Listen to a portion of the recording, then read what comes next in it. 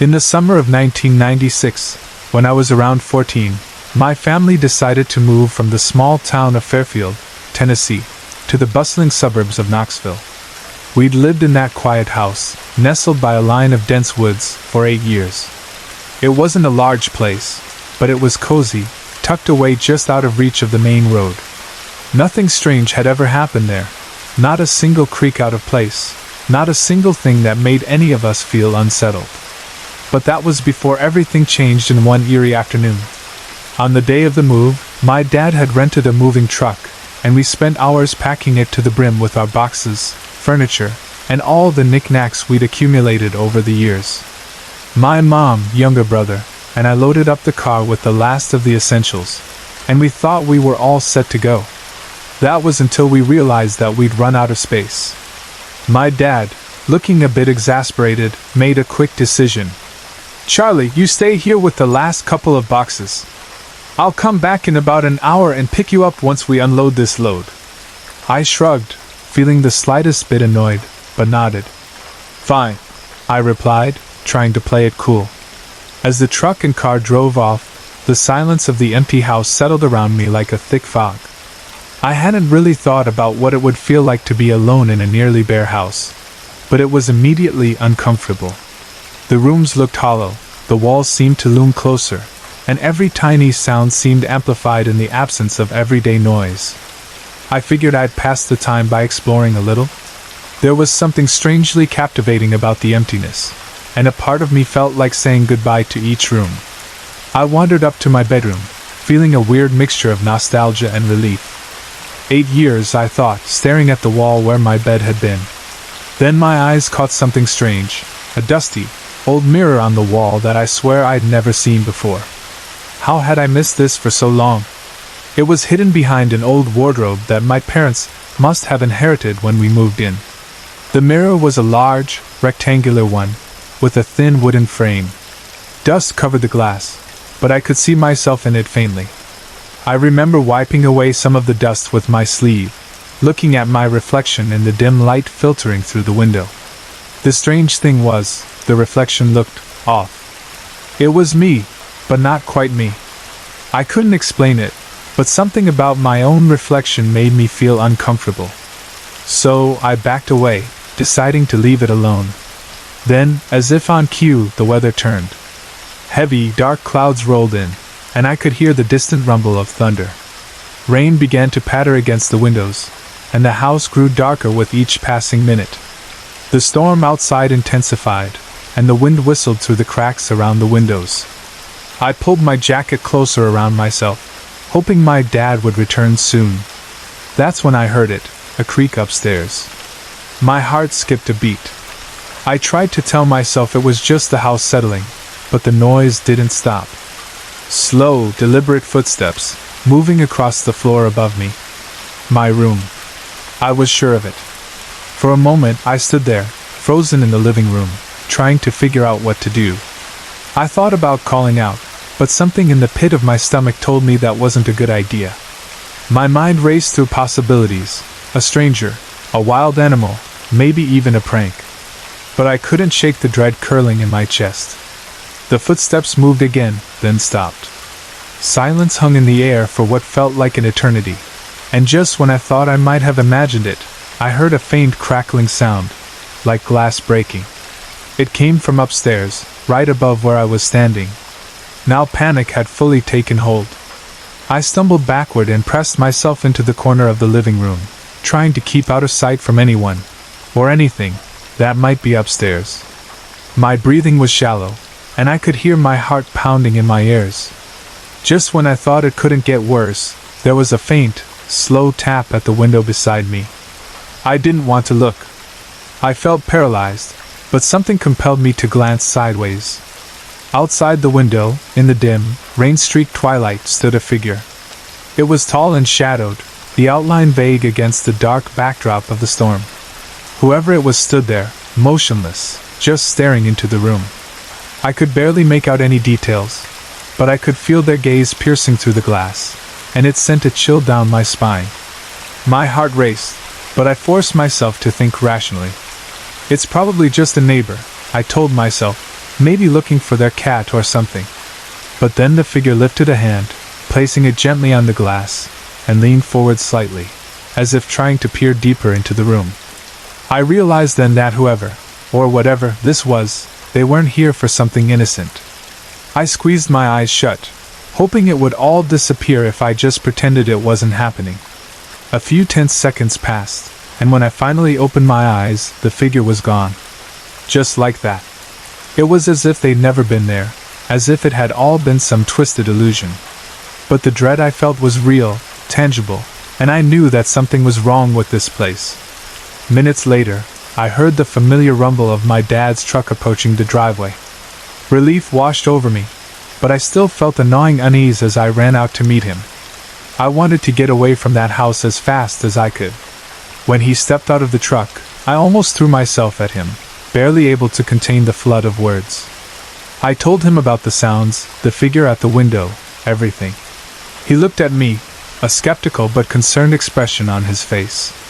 "Stay here," he said, his voice steady but with an edge of doubt. Against my protests, he went into the house and climbed the stairs. I waited on the porch, clutching my arms around myself, staring up at my bedroom window. I waited on the porch, hugging myself tightly as the rain continued to pour. The faint glow from my bedroom window felt like a spotlight in the stormy darkness, and every second felt stretched and tense. I kept my eyes fixed on that window, almost expecting to see a shadow or a face staring back at me. But it remained empty. After what felt like an eternity, my dad reappeared at the top of the stairs, his expression a mix of confusion and frustration. "There's nothing up there," he said, almost impatiently, as if trying to convince himself as much as me. "The windows are closed, the doors are locked. I even checked that old mirror you mentioned. Nothing's broken, it's just a little dusty." My heart dropped. "But I heard the glass break," I insisted, my voice shaky. "And there was someone outside. I know what I saw." Dad sighed, rubbing the back of his neck. "Look, Charlie, I get it. It's dark, it's stormy, and the house is empty. Your imagination can play tricks on you in a place like this." I wanted to argue, to scream that it wasn't just my imagination, but something in his voice stopped me. He didn't believe me. He thought I was just spooked by the emptiness, by the storm, by the shadows that seemed to shift in every corner.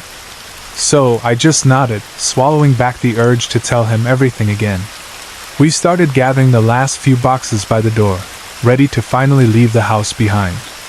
But something gnawed at me, a feeling like there was one last piece of this strange puzzle that I hadn't quite figured out. As I was about to follow Dad out the door, I glanced back up toward my bedroom. The mirror. Something about it had been so off, so wrong. I felt almost compelled to see it again, even though every instinct screamed against it.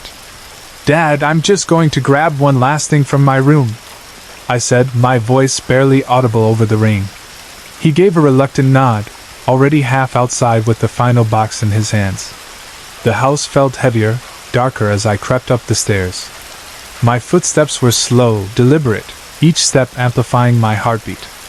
When I reached the doorway to my room, I hesitated. The air was cold, colder than it had been downstairs, and there was an unsettling stillness that made the hair on my arms stand up. I took a deep breath and stepped inside. The mirror was there on the wall, just as I'd left it, but now it looked different. The dust I'd wiped off earlier had settled back again, thicker than before. My reflection stared back at me, and for a split second, I thought I saw it blink. My heart skipped a beat, and I took a shaky step closer. That's when I noticed the crack. It was faint, barely noticeable, but a thin, jagged line ran across the surface of the glass, branching out like a spider web. I reached out, my fingers trembling as they touched the cold glass. But the reflection didn't feel right. It felt almost detached. Like it wasn't my reflection at all, but something else, someone else, staring back at me from another place entirely. Suddenly, I felt a chill down my spine, a presence behind me. I turned around, half expecting to see my dad or maybe a trick of the light, but there was no one there. The room was empty, but the feeling didn't go away. I could still sense it, a weight pressing down on me, as if something was lurking just out of sight, watching. I looked back at the mirror, and this time, my reflection was smiling. It was a twisted, unnatural grin that didn't belong on my face. My mouth was slightly open, teeth bared, eyes wide and gleaming with something dark, something hungry. My heart pounded so loudly I thought I might faint, but I couldn't tear my gaze away. My reflection started to move, lifting a hand slowly, as if reaching out toward me from within the glass. My mind screamed at me to run, but my body was frozen. The hand in the mirror pressed against the glass, mirroring my own, and for a terrifying moment, I felt an icy cold seep through my fingertips as if the glass wasn't a barrier at all. I jerked my hand back, stumbling away from the mirror, and the reflection, it laughed. A silent, hollow laugh that echoed in my mind. Then, just as suddenly as it had started, it stopped. The reflection was back to normal, my face looking back at me with wide, terrified eyes. I bolted from the room, stumbling down the stairs as fast as I could. My dad was waiting by the door, his expression turning from annoyed to worried as he saw the look on my face. "We're leaving." "No," I said, my voice barely above a whisper.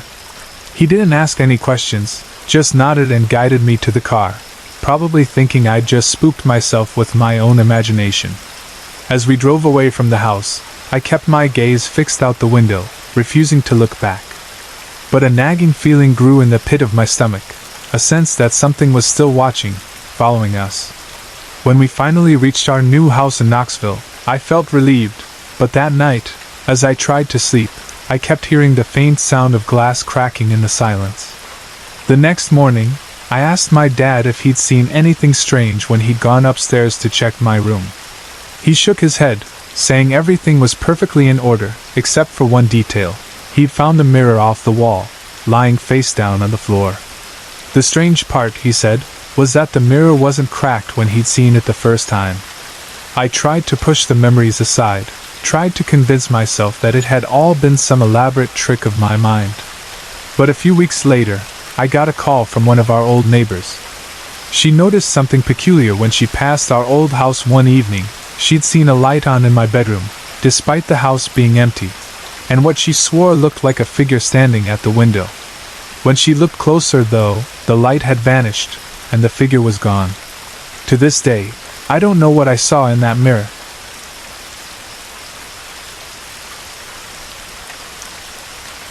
It happened back in my high school days when I used to walk home from my evening study sessions. I wasn't big on taking the bus or bothering my parents for a ride. There was something freeing about the cool night air, the stretch of street lamps, and that quiet solitude, though at times, it could feel a little eerie. My route was usually straightforward, but this one particular night, I made a choice I'd end up regretting. The safest way home required a detour down a long, narrow sidewalk that ran along a busy road. Most of my friends took it, though I always felt uncomfortable. Cars would whip by, their headlights almost blinding me, and the noise from traffic was relentless. So that night, in a spur of defiance against routine, I took a shortcut through the park. The park wasn't huge, but it had enough trees and winding paths to give it a quiet, almost claustrophobic feel after sundown. There were a few dim lights scattered along the pathways, just enough to show where you were going, but nothing that would help if you got lost. Honestly, the place looked way different at night. By day, kids played there, joggers ran their laps, and people walked their dogs. But at night, it took on a haunting silence. That night, it was almost too silent. I was about halfway through the park when I noticed something odd. There was a lone bench up ahead, illuminated by one of the few working lamps, and on it was a pile of stuff. A duffel bag, some loose papers, and what looked like a coat, just abandoned there. I stopped, glanced around, but the place was deserted. I figured maybe someone had just stepped away for a moment, maybe to answer a call or go to the restroom. But even as I waited, no one came back. 15 minutes passed. I started feeling restless, so I decided to keep going. As I walked, I couldn't shake the feeling that the owner of those items had to be nearby, watching me or even following me. My footsteps echoed softly, seeming louder than they had any right to be in that quiet, shadow-filled park. I tried to ignore it, shoving my hands deeper into my pockets, telling myself I was being paranoid. Then, just as I was nearing the end of the path, I heard something that made my heart freeze. It was a faint rustling behind me, like someone, or something, was creeping through the grass. I didn't turn around at first. I just stood there, listening. And then I saw it, this looming shadow blocking the path ahead of me. At first, I thought it might be another person, but then the shadow shifted, and I realized it wasn't human at all. It was massive, hunched, with what looked like fur glistening under the dim park lights. The shape was almost impossible to make out, but I could tell one thing for certain. It was staring at me, and I could feel its gaze, cold and predatory, fixed right on me. My instincts screamed at me to run, but I felt glued to the spot, trapped between that thing in front of me and the empty darkness behind me. Then, I heard a soft scuffle to my left. A second shadow emerged, just as large, creeping slowly, as if waiting for a signal to attack. It was then I understood. I was being hunted. Two of them were closing in, moving with this eerie silence, like they'd done it 100 times before. I backed away, inch by inch, but every step seemed to bring them closer. My breath was shallow. I could hear my heart pounding in my ears. They were closing in, surrounding me, blocking off every escape. I realized with a sickening dread that my only option was to turn back the way I'd come, back into the dark depths of the park. So I did. I took off in a sprint, not daring to look over my shoulder, though I could hear them following, their footsteps almost rhythmic, matching mine as if they were toying with me. My lungs burned, my legs ached, but I didn't stop. The trees blurred past, shadows twisting and stretching as the dim lights flickered overhead. And then, as if by some twisted mercy, the skies opened up, and rain began to fall. It came down hard, cold, and relentless, soaking me to the bone. I heard the creatures stop. Through the haze of rain, I caught a glimpse of them bolting toward the nearest cover, their forms shrinking into the darkness like ghosts. I didn't stop until I was out of the park and back under the safety of the streetlights. Only then did I let myself collapse on the sidewalk, gasping for breath, the rain pouring down around me. I never did find out what those creatures were or if they were even real. But that night haunts me to this day, and it was months before I could bring myself to walk by that park again after dark.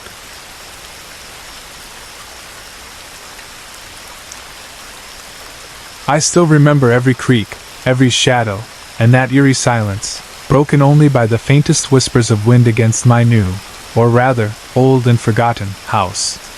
Moving to this lonely stretch of countryside had been my escape plan, a deliberate act of withdrawal from the noise and failures of city life. I told myself I'd start fresh, and what better place than an isolated, abandoned house with acres of fields and a little slice of woodland hugging the edges of the property. No cell service, no internet, no TV. The realtor warned me repeatedly. I could see her eyeing me strangely as I signed the papers, perhaps amused by this 30-something-year-old who seemed overly excited about living without Wi-Fi. But that was exactly what I wanted. Solitude. Disconnection. Peace. I thought I was strong enough to face the isolation and even welcomed it. The house itself was a quaint, Victorian-style building with a steeply pitched roof, dormer windows, and a porch that looked like it hadn't seen a fresh coat of paint in decades. The place had character, I told myself, as I wiped away cobwebs and dust from surfaces that hadn't been cleaned in ages.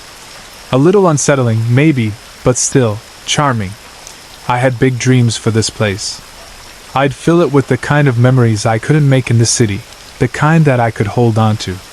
The first day passed in a blur of unpacking, cleaning, and exploring. There wasn't much to see, really. The yard stretched out to what I assumed was once a garden patch, overgrown with weeds and nearly camouflaged within the tangle of green. Beyond that, fields rolled out as far as I could see, barren and undisturbed. Only the faint silhouettes of trees along the horizon gave the land any sort of boundary. Nothing unusual, really. Just the house alone in the middle of fields. Perfect. It was the second night that things began to turn strange. I was already uneasy, though I tried to shake it off as natural for someone adjusting to a new environment.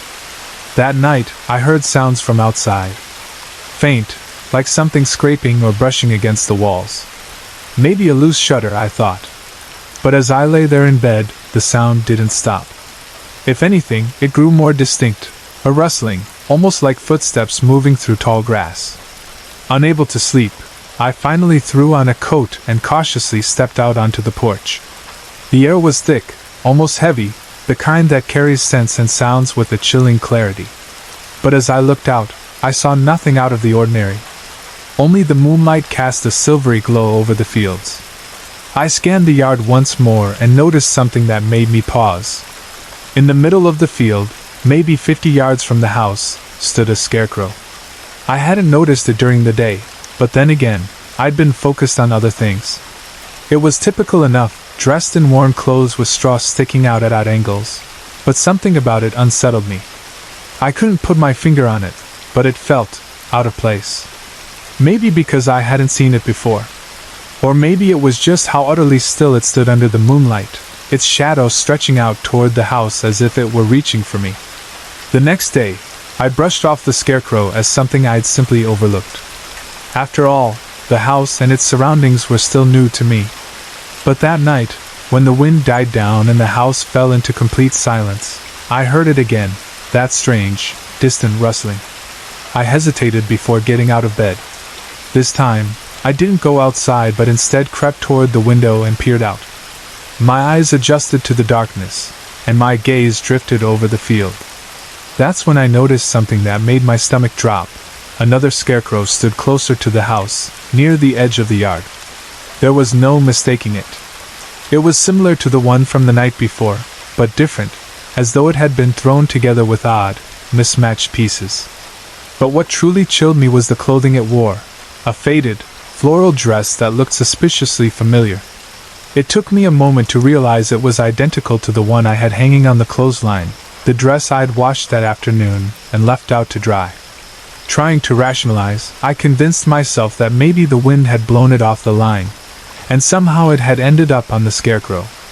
But deep down, I knew that didn't make sense. No gust of wind could have dressed up a scarecrow in my clothes. The thought gnawed at me as I returned to bed, forcing myself to lie still, even as every creak of the house seemed to echo louder than usual. Sleep came in fractured, uneasy patches. Sometime around midnight, I was jolted awake by the same noises, louder this time, almost urgent. I couldn't ignore it any longer. I needed to see if the scarecrow was still there, or if something else had changed. Trembling, I crept back to the window and glanced outside. The scarecrow in the floral dress was still there, but something was different. It took me a moment to realize what it was. The scarecrow's head was gone. Or rather, both scarecrows were now headless, and a third one had appeared, even closer to the house. It was then that a sense of dread wrapped around me, suffocating. This wasn't the wind. This wasn't a trick of my tired mind. Someone, or something, was playing a game with me. I wanted to call the police, but of course, there was no signal, and no landline in this ancient place. I was completely alone. At this point, any thought of sleep was out of the question. I locked every door, every window, checked them twice, and then settled by the front door with a flashlight and the old iron fireplace poker I'd found in one of the closets. The hours crawled by, punctuated by every little noise that my mind magnified into the worst possibilities. I couldn't stop thinking about the scarecrows. Who was moving them? Why were they getting closer?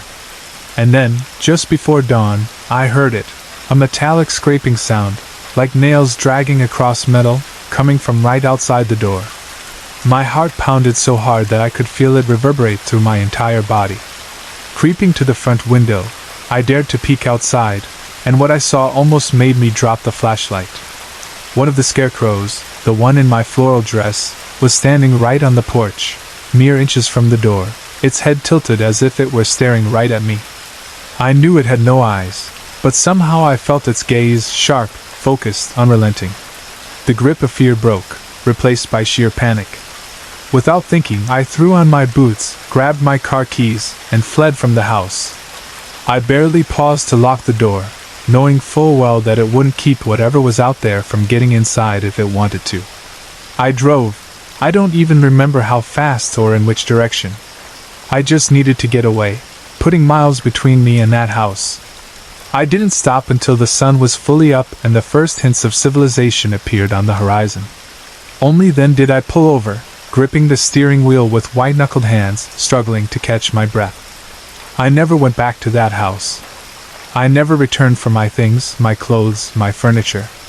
The town sent a notice months later about the property being abandoned, but I didn't care. I didn't want anything to do with that place ever again. Even now, late at night, I sometimes think about those scarecrows and wonder what might have happened if I'd stayed one more night.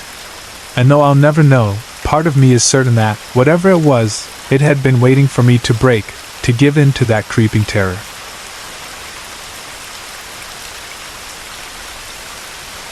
On Halloween night, I found myself stuck with the closing shift at Java and Chill, the coffee shop I worked at on Main Street.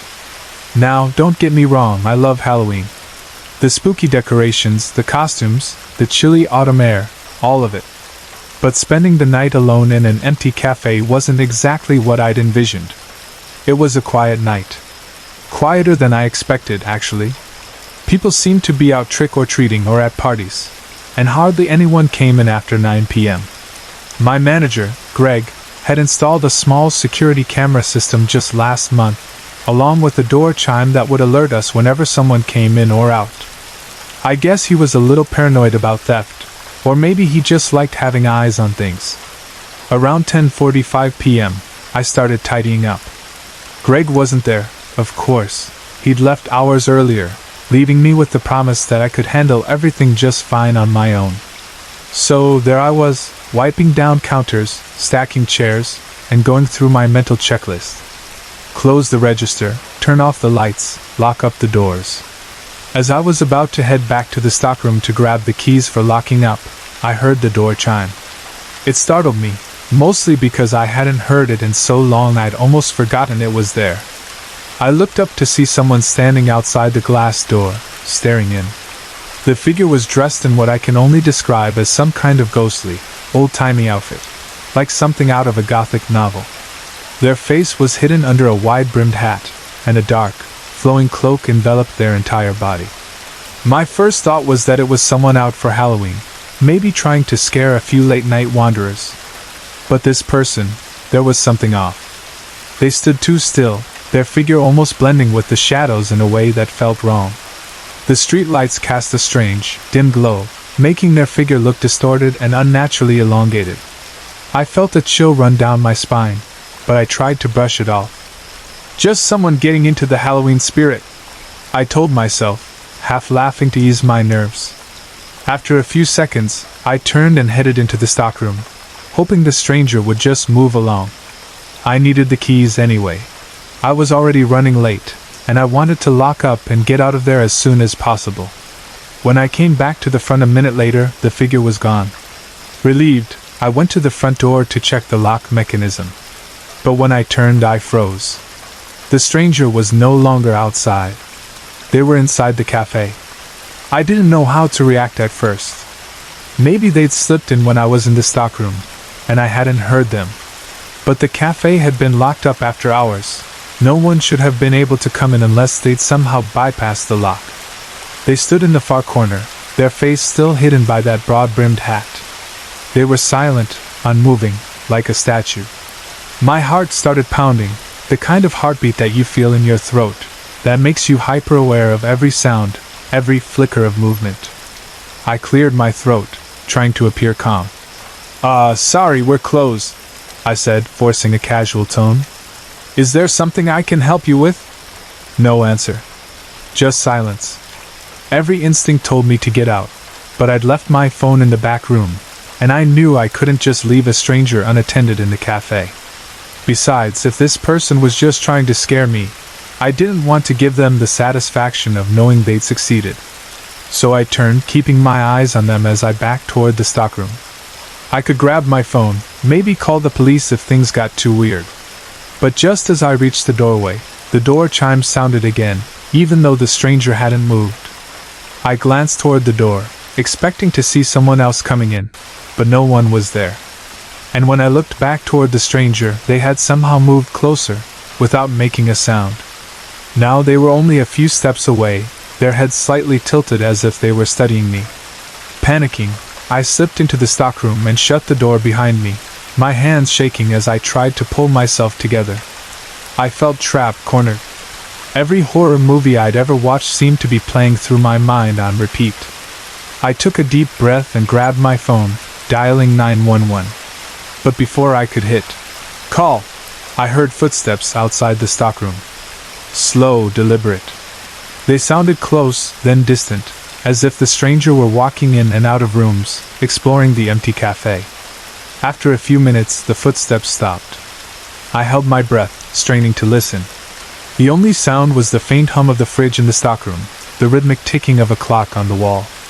I didn't dare move, didn't dare make a sound. Then, I heard the door chime again, followed by silence. I waited for a few minutes, just listening. When I felt like the coast was clear, I slowly opened the stockroom door, peeking out into the cafe. It looked empty, but I still felt uneasy. I kept my phone clutched tightly in my hand, just in case. I checked the front door, making sure it was locked, then walked back toward the office where the security cameras were set up. I figured if this person had left, I could rewind the footage and figure out who they were, maybe see which way they'd gone. As I reviewed the footage, my stomach twisted. I watched myself on the screen, walking into the stockroom, then coming back to the front. The stranger appeared outside the door, just as I remembered. But what I saw next made my skin crawl. When I went into the stockroom, the stranger didn't just stand outside the door. They had been moving, pacing back and forth across the cafe. But every time I looked back, they would freeze in place, as if they knew exactly when I was about to turn around. Then, I saw them move closer to the stockroom door, pausing just outside as if listening. A moment later, they backed away, returning to the far corner. My hands were shaking as I watched them go to the door, open it slightly, then close it again. They didn't leave. They were trying to trick me, to make me think they'd left. My stomach dropped as I realized they were still somewhere inside the cafe with me, hiding, watching. I jumped when the office door suddenly slammed shut, the sound echoing through the empty cafe. Startled, I spun around, half expecting the stranger to be right behind me. But no one was there. I didn't know what to do. I felt trapped, as if every step I took only brought me closer to some inevitable, horrible encounter. I tried the office door, but it was stuck, as if something were holding it shut. I yanked on it a few times before it finally gave way, and I stumbled out into the cafe, my heart pounding. To my surprise, the cafe was silent, empty. I didn't see the stranger anywhere. Taking my chance, I hurried to the front door, fumbling with the keys, my hands slick with sweat. I managed to unlock it, and practically sprinted outside, breathing in the cold night air like it was the first breath I'd taken in hours. As I walked home that night, I couldn't shake the feeling that I was being followed, that somewhere, in the shadows, that figure was watching me. I kept glancing over my shoulder, half expecting to see that dark cloak and wide-brimmed hat. The next day, I watched the security footage again with Greg, trying to explain what had happened. He didn't say much, just nodded, occasionally glancing at me with a skeptical look. As for me, I haven't closed up alone since that night. Halloween is still my favorite holiday, but every October, I remember that shadowy figure in the cafe, the eerie silence, and the way they moved closer whenever I wasn't looking. And every year, I wonder who they were, and what they wanted.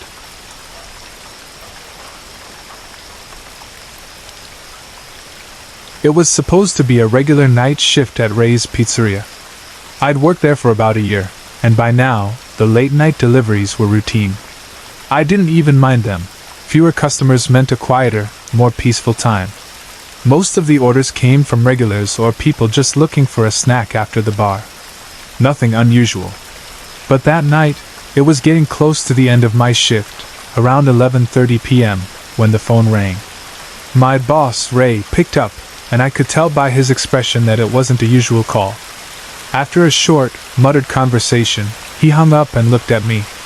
"Elliot," he said, "you mind taking one last delivery?" I shrugged.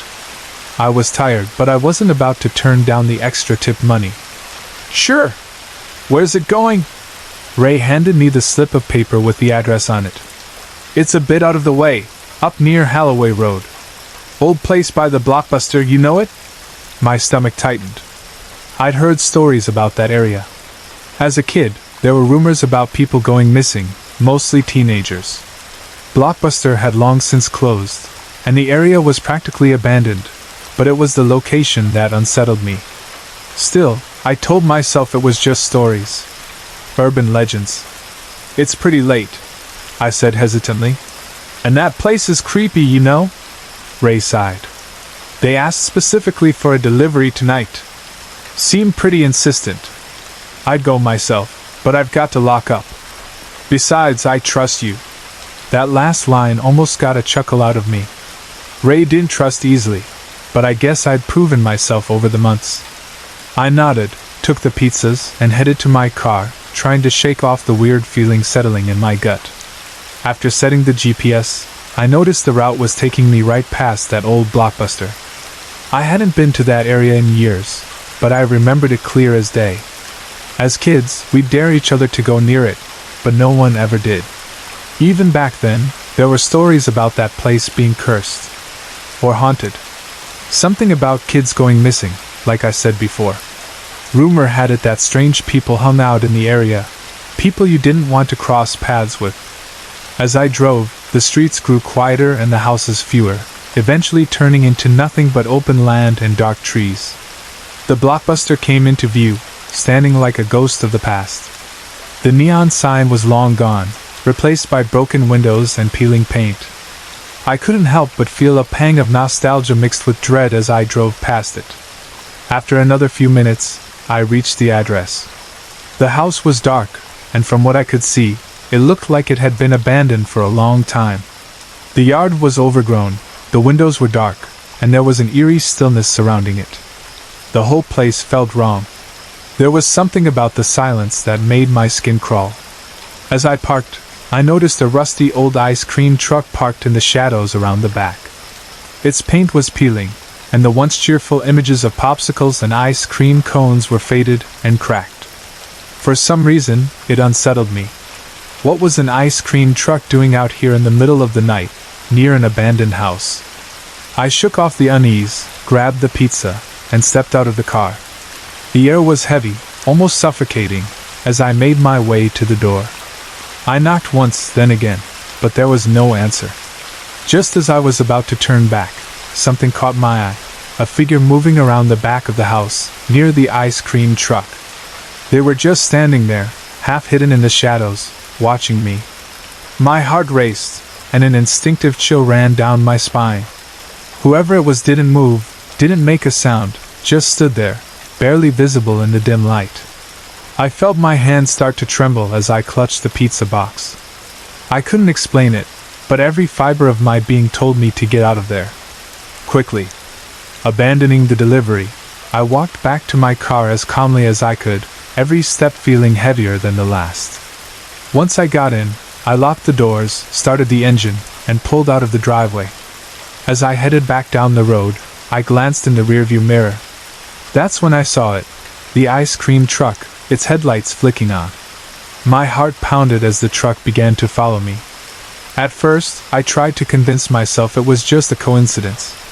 Maybe they were going somewhere too. But no, every turn, every street, it stayed right behind me, its headlights glaring in my mirror. I sped up, trying to shake it off, but it was no use. The truck matched my speed, its engine growling like some predator on the hunt. Panic took over, and my mind raced with thoughts of what could be happening. Who was this person? What did they want? The stories from my childhood started to creep back into my mind, tales of people disappearing, never to be seen again. Desperation led me to the old Blockbuster. I swung the car into its empty lot, hoping to hide and let the truck pass. I killed the engine and held my breath, crouched down in my seat as low as possible. The only sound was my heartbeat thundering in my ears. Then I heard it, the low, haunting jingle of an ice cream truck, echoing through the night. The music was warped, distorted, like it had been playing for years without maintenance. I stayed as still as I could, praying the driver wouldn't see me. But the music only grew louder, closer, until it was right outside my window. I dared to look up, just a little. The truck was parked only a few feet away, its headlights beaming directly into my car.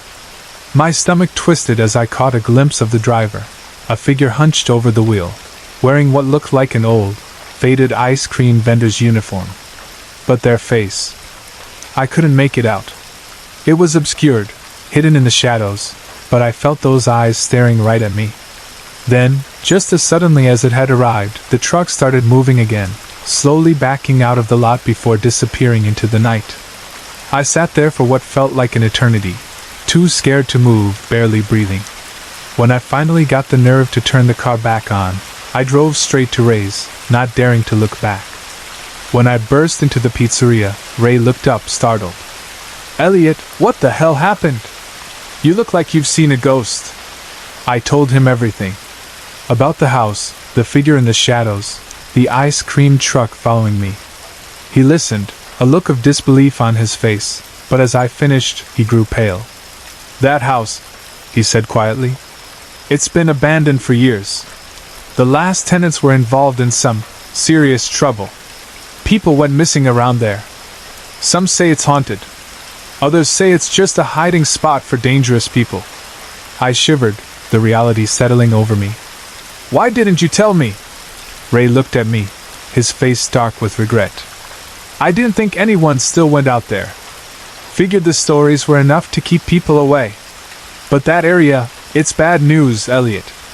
I called the police that night, but there wasn't much they could do. They knew about the area's reputation, but without any evidence, there wasn't anything to pursue. They just advised me to stay away from that neighborhood. Since that night, I've turned down any late-night deliveries that take me out past the edges of town.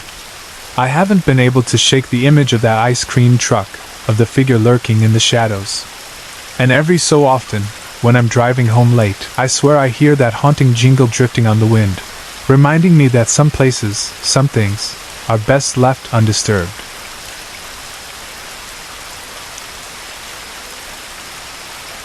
It was a night I won't ever forget. I was on my way home, driving through the back roads after a late winter gathering with a few friends. We'd laughed, shared stories, and lingered a bit too long over drinks, but the night had turned cold and the roads were practically deserted by the time I left. The air was so bitter that my breath fogged up the windshield as soon as I exhaled, and I had to crank up the defroster. Snow had started falling heavily earlier that evening, blanketing the roads in a thick, silent white. The road I took was a shortcut, one I'd driven countless times.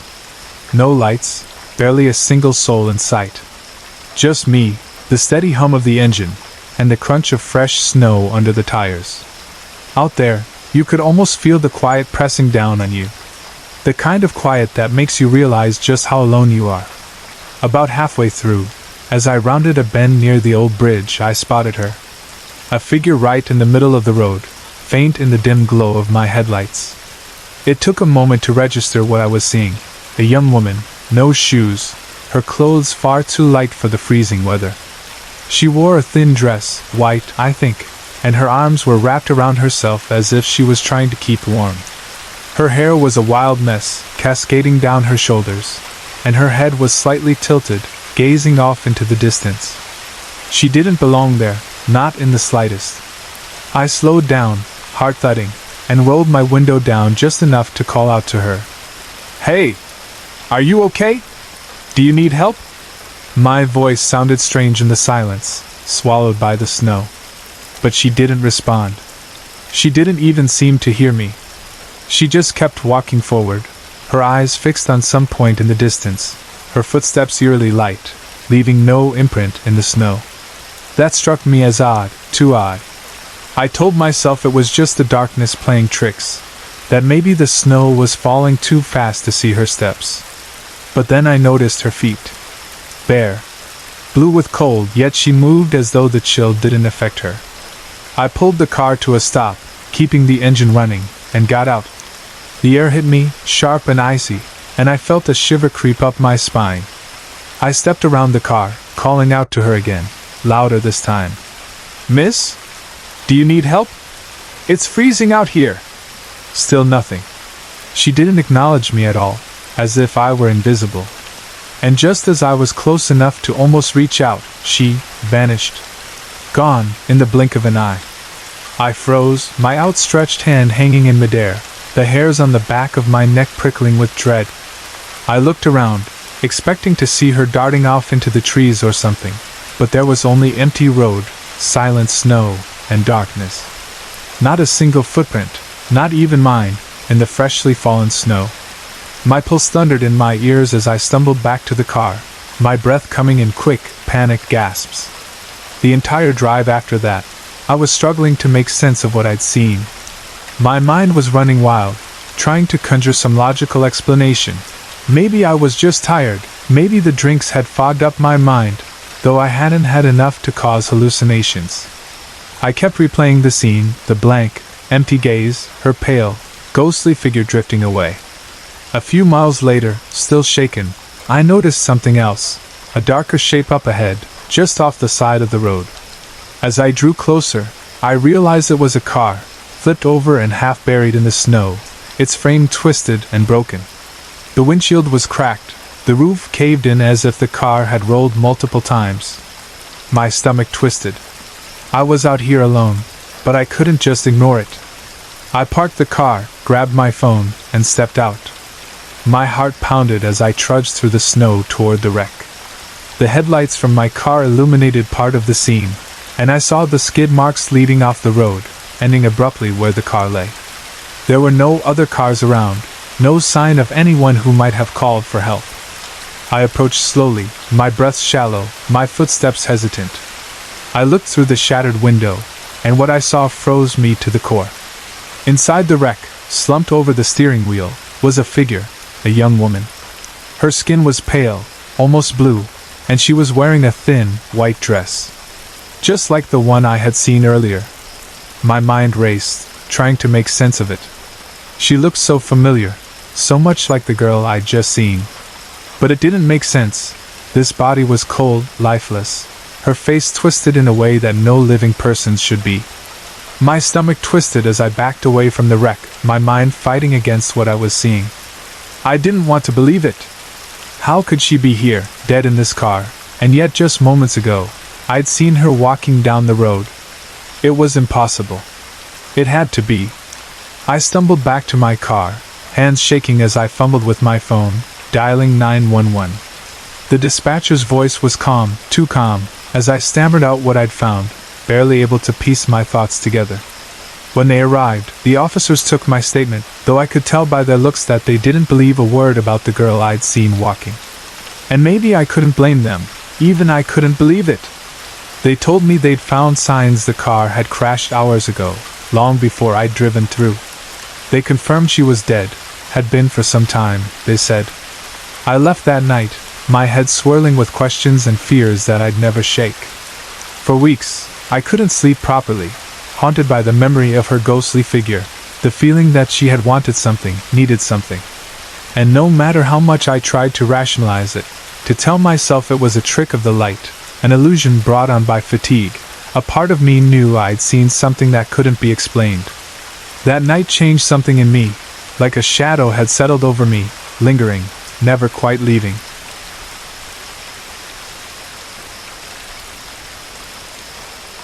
I was working the night shift as a security guard in an old, sprawling warehouse on the outskirts of a quiet town in Indiana. You know the type. Rows of looming shelves stacked high with all kinds of goods, fluorescent lights that flicker at the worst possible moments, and the kind of silence that presses down on you until even your own breathing sounds too loud. The shift was simple enough. I'd sit in a little room at the back of the warehouse, staring at a wall of screens that displayed feeds from cameras scattered around the grounds.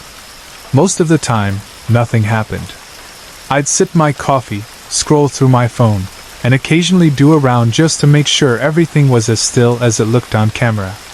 It was the kind of job that let you drift off into your own thoughts, maybe a bit too much. One night, though, things felt off. It's hard to explain. I walked into the warehouse at the start of my shift feeling a bit jumpy, like I'd had one too many cups of coffee. But as the night wore on, that feeling turned into something heavier. There was this strange tension in the air, and I couldn't shake it. It's like when you're out in the woods and realize that everything's gone dead silent, but you're not sure why. I tried brushing it off, but I was already glancing over my shoulder more than usual, the hum of the fluorescents, and the buzzing of the screens seeming louder than they ever had before.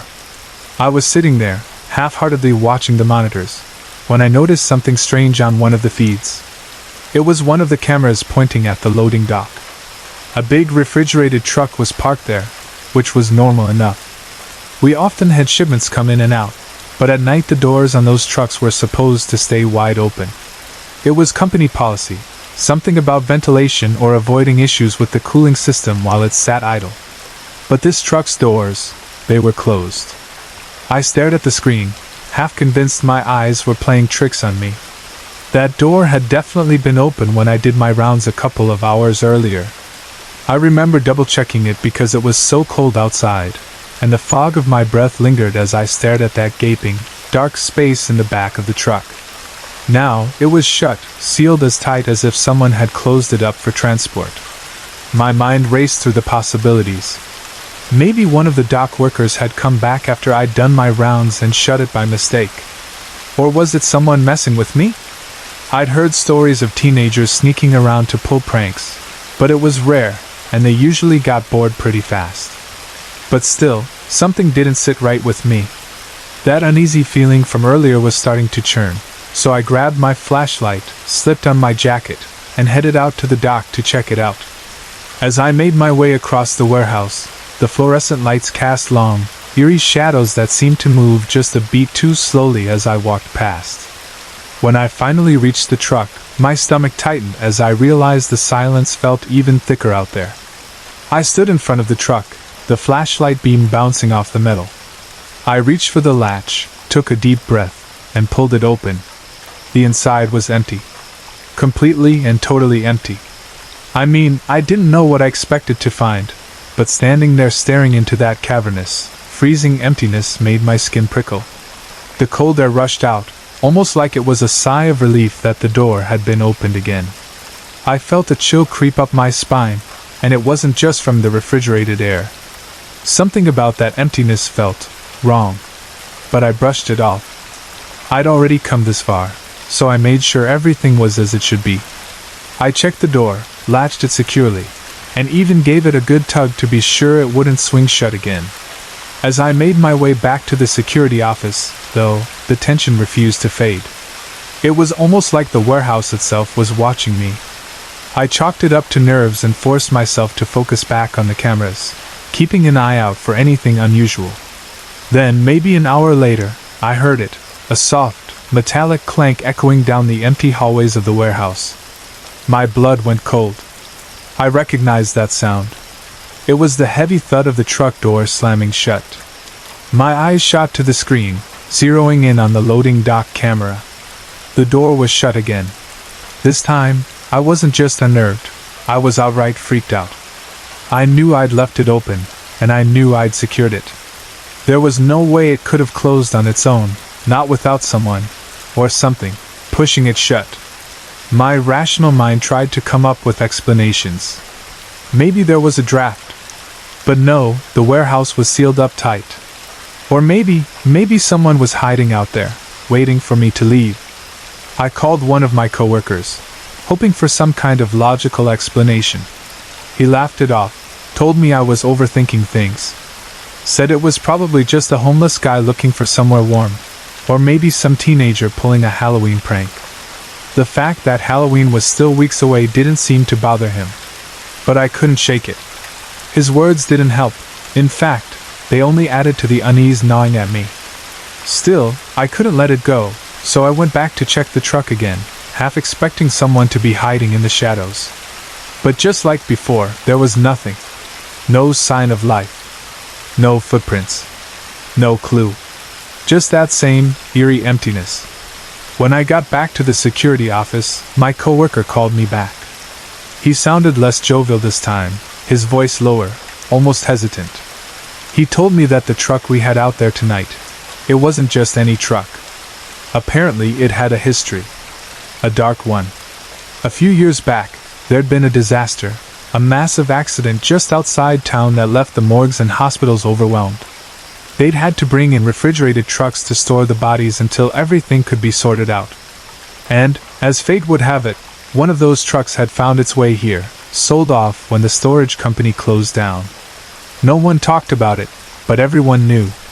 It was one of those morbid little secrets that people brushed aside, not wanting to think too hard about what that truck had once held. Hearing him say it, my skin crawled. I tried to shake it off, rationalize it. I mean, a truck is just a truck, right? Metal, wheels, and a refrigeration unit. Nothing about that should explain what I'd been seeing. But that night, even as I sat back down and tried to keep my focus on the monitors, that sense of being watched, of not being alone, weighed on me more heavily than ever. I kept glancing at the camera feed for the loading dock, almost as if I expected something, or someone, to appear there, staring back at me through the screen.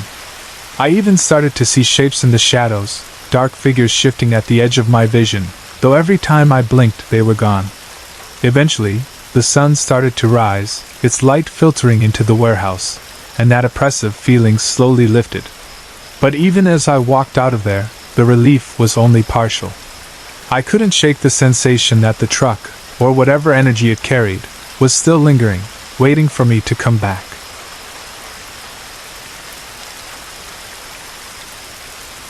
It was the start of spring in 2017, and after months of bitter, gray days, we finally had our first glimpse of good weather. The sky was this pale shade of blue, dotted with soft clouds, and you could almost taste the warmth that was finally creeping back into the air. My friends and I, Tristan, Jack, and I, decided we had to get out and do something, anything, to shake off the cabin fever.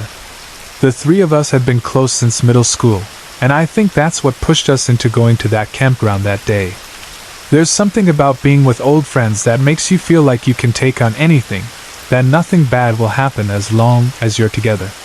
We piled into Jack's beat-up old car after school and headed toward this campground about 30 minutes out of town. It was one of those places tucked deep into the woods, hidden from sight unless you knew where to look. Jack and I had been there a few times with our families when we were younger, so we thought we knew the place pretty well. But when we got there, we saw that the campground was closed for the season. The gates were chained up, and the parking lot was empty. "Guess we'll have to come back when it's open," Tristan said, but none of us really wanted to turn around. The day was too perfect, and the place was quiet, almost hauntingly so, but it just felt too good to waste. "That's fine," Jack shrugged, grinning. "The real fun's in the woods anyway." There was this small patch of trees behind a row of cabins, and we decided to head there for a little hike. It was peaceful, almost too peaceful. The only sounds were our footsteps crunching over the dry leaves and our low voices as we joked and swapped stories.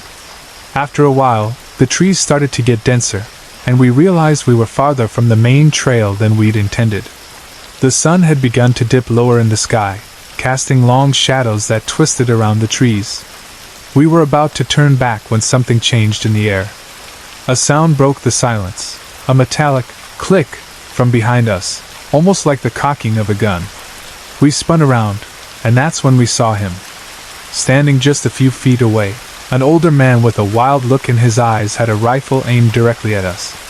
He looked like he'd been pulled out of some nightmare, ragged, dirty clothes, a face twisted in a scowl that spoke of years of anger, and a pair of intense eyes that seemed to pierce right through us.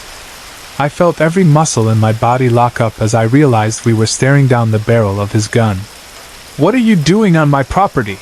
he snarled, his voice low and rough. We tried to explain, but he cut us off, his voice growing louder, angrier. "This is my land," he shouted, his face contorted in fury. "You don't belong here. You're trespassing. What are you doing, sneaking around my family's home like this?" Tristan tried to reason with him, explaining that we were just out for a walk and that we didn't know this part of the woods was private property. But he wasn't listening. Every word he spoke, every gesture he made, was filled with pure hatred. He looked at us like we were nothing but pests, something to be exterminated.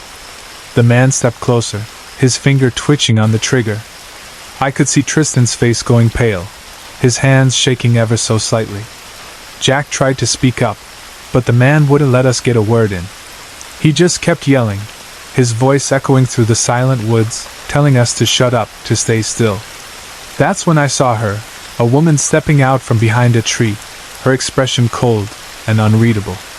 She was older, maybe around the man's age, and she looked at us with this sort of detached indifference. For a second, I thought she'd help, that she'd convince him to let us go. But then she turned to him, her eyes narrowing as she looked at us. And in the calmest voice, like she was discussing what to have for dinner, she said, "Why don't you just shoot them? Or call the police if you're not going to?" The words hung in the air like a death sentence.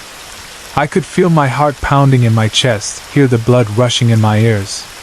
Tristan and Jack exchanged a quick, terrified glance, and I could tell we were all thinking the same thing: we weren't getting out of here. It felt like we stood there for hours, the man's eyes never leaving us, his rifle trained on our chests. His finger was still hovering on the trigger, and every second felt like it could be our last. I kept thinking about my family, about my friends back in town, about all the things I'd never get to do if this really was it. There was this overwhelming sense of helplessness, like we were already dead, and there was nothing we could do to change it. But then, somehow, Jack found his voice. He stepped forward, just a little, just enough to draw the man's attention, and he spoke in this steady, almost pleading tone. He promised we'd leave, that we wouldn't come back, that we hadn't seen anything and wouldn't tell anyone. He kept repeating it over and over, like some kind of prayer, his voice unwavering even though I knew he was just as terrified as the rest of us. For a long time, the man didn't respond. He just stared at Jack, his eyes flickering with something that looked almost like uncertainty. Finally, after what felt like an eternity, he lowered the rifle. He looked over at the woman, who gave a short, disinterested nod. "Go," she said, her voice as cold as ever. "And don't let us catch you here again." We didn't wait for them to change their minds. The three of us turned and ran, sprinted, back through the trees, our footsteps pounding against the ground. I didn't dare look back. I didn't want to know if they were watching us, if they were waiting to shoot us in the back as we ran. When we finally burst out of the woods and made it back to the car, I could barely breathe. My hands were shaking so badly I could barely get the door open. We all climbed in, slamming the doors shut, locking them as if that would somehow keep us safe from whatever had just happened. As Jack started the engine, this song came on the radio. "It's Good to Be Alive Right Now," by Andy Grammer. The irony was almost too much to bear, and for a moment, none of us spoke. We just sat there, listening to the music, our breaths coming in shallow gasps as we tried to process what had just happened. On the drive home, we didn't say much. There wasn't anything to say, really. None of us wanted to relive it, to talk about the way that man had looked at us or the cold detachment in that woman's voice. It was as if talking about it would somehow make it more real, would force us to confront the fact that we'd been seconds away from dying in those woods. Later, we found out that the man did own the land we'd stumbled onto. There were no signs, no fences, nothing to indicate that it was private property. But after we reported what had happened to the campground's management, they put up warning signs, hoping to prevent anyone else from experiencing the terror we'd gone through. I still think about that day sometimes, the fear, the helplessness, the knowledge that we were entirely at their mercy. And I wonder what would have happened if Jack hadn't managed to talk us out of it, if the man had pulled that trigger.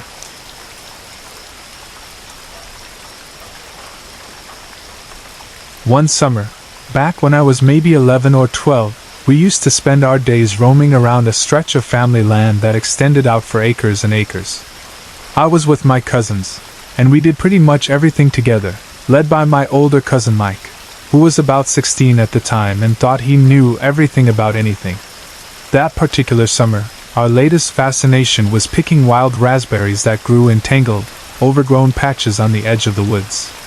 The area we were drawn to, mostly because of Mike's curiosity, was near this decrepit, abandoned building everyone called The water house. It wasn't actually a house, not really. It was this squat, crumbling structure made of stone, half overrun with vines, and was once a water pumping station for the whole stretch of land around us. To us, it was just a dark, creepy building we weren't supposed to go near. And because of that, we were, of course, drawn to it. Local stories, whispered among the kids and sometimes the adults after a few drinks, were that the water house had a bloody past. Back in the 60s, a gang of bank robbers had supposedly hidden there after a job went wrong. Rumor had it that they killed a young bank teller before escaping. The legend went on to say that they hid out in the water house, and after a few months, people found their rotting bodies there. No one knew why they died, only that their bodies were just found one day, left to decompose in that abandoned place. It didn't help that weird things happened there. People who walked by the place claimed they'd heard voices or seen shadows flitting around the broken windows at night.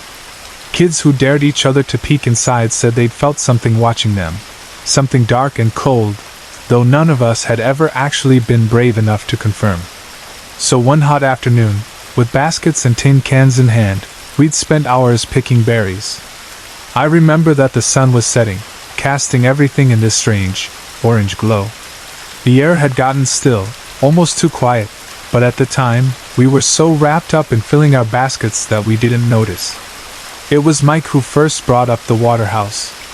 He'd been telling us about the robbery again, with his usual flair, saying how those men had supposedly killed a bank teller, who was barely older than us, with one gunshot to the head, clean and cold, as he put it. The story was clearly meant to rattle us, and it did, though we tried to pretend otherwise. Then, as we packed up to head home, the sun was dipping below the trees, and that golden hour glow was slipping into dusk. Right as we passed the water house, that strange stillness in the air felt heavy, like the whole world was holding its breath. Something moved near the back of the building. I saw it first, a flash of something dark slipping into the shadows. Mike saw it too, his face going pale under the dirt and sweat. What was that?" I whispered, barely loud enough to be heard. Mike didn't answer. Instead, he just stood there, staring. Then, as if breaking from a trance, he motioned for us to stay back, and he crept closer to the water house. I could see his shoulders tense, his breathing quicken, though he tried to hide it. Then he stopped dead in his tracks, his eyes wide with terror. In that instant, he screamed, a sound I'll never forget, this raw, primal yell that sent us all scrambling back in fear. He came running toward us, face twisted in sheer panic, and shouted, "Run! Run!" And we didn't hesitate. We took off like our lives depended on it, with Mike pushing us to keep going, not stopping until we were well clear of the water house. Once we were far enough away and had caught our breath, we asked Mike what he'd seen. His face was pale, his eyes wide and haunted, and he wouldn't look directly at us. He just kept glancing back in the direction of the water house, as if expecting something to follow. After a moment, he finally spoke, his voice low and shaky. There was a face," he said. "A face staring right at me. It wasn't human. It had fur all over, and its eyes were yellow. I've never seen eyes like that before. They looked angry, hungry." We fell silent, shivers running down our spines. None of us dared question him, because in that moment, we all felt it too, that creeping dread, that feeling of being watched by something that shouldn't exist. When we got back to the house, we told our mom and aunt that we'd run into a drunk in the bushes, someone homeless, maybe. We were all too spooked to tell the real story. Somehow, saying it out loud felt like it would make it more real, and none of us wanted that. We just wanted to forget, to pretend it had never happened. But we never went back to the water house. That place became something more than just an abandoned building. It became a dark spot on our memories, a place we knew we'd never feel safe near again. Even now, years later, I can still feel those yellow eyes watching from the shadows, waiting, just beyond the edge of the woods.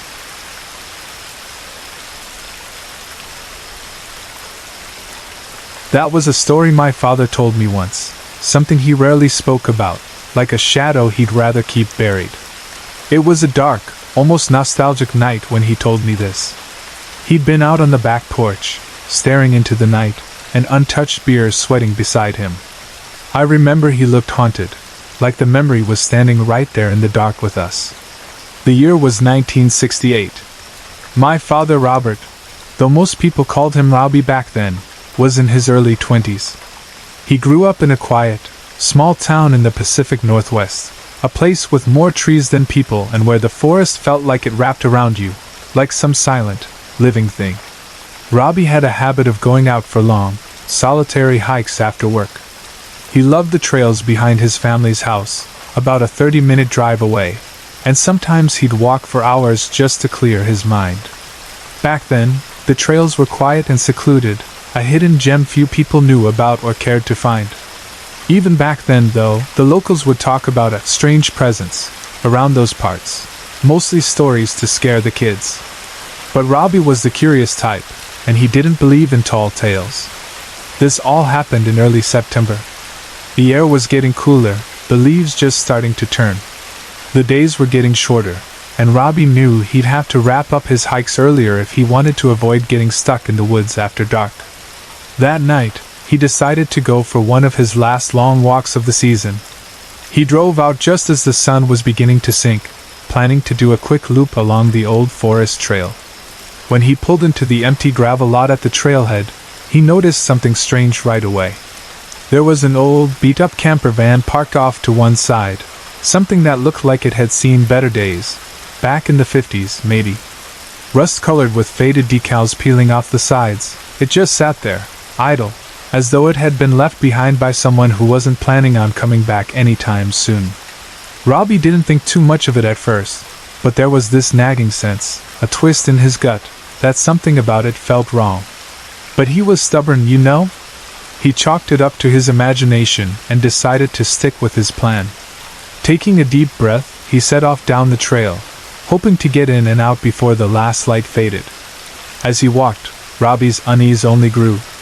The trees were still and quiet, but not in the peaceful way he was used to. It felt like the forest was watching him. He tried to shake it off, telling himself he was being paranoid. He'd gone down this trail 100 times before without anything happening. Besides, he'd have a shorter route back if he didn't linger. Halfway down the trail, though, he got that feeling again, that prickling sensation on the back of his neck like he was being watched. Robbie slowed his pace, listening. There was nothing, no crunch of leaves, no snap of branches. But the feeling didn't go away. He glanced over his shoulder. Nothing. Just the quiet trail stretching out behind him, swallowed by shadows.